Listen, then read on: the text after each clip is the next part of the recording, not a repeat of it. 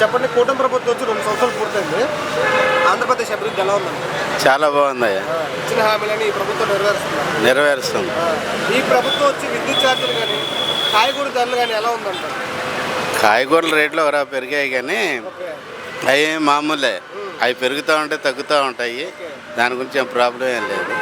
హ్యాపీగా ఉందండి, చాలా బాగుంది. అమరావతి వర్సెస్ మావిగన్, మీ ఓటు దేనికి?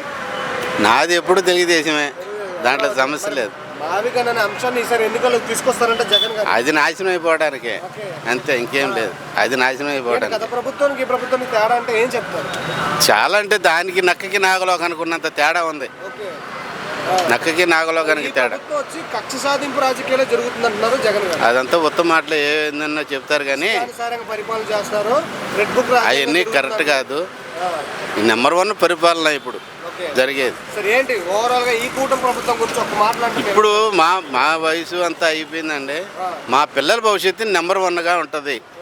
అది మా పిల్లలు ఇప్పుడు నాకేమి తెలుగుదేశం వచ్చినా నాకేమి పెద్దగా ఒక ఇల్లు కానీ ఏమి కానీ నాకు లేవు. నేను లారీ డ్రైవర్ని. కానీ మనం బతికేది కాదు, మన పిల్లలు బాగుంటారు.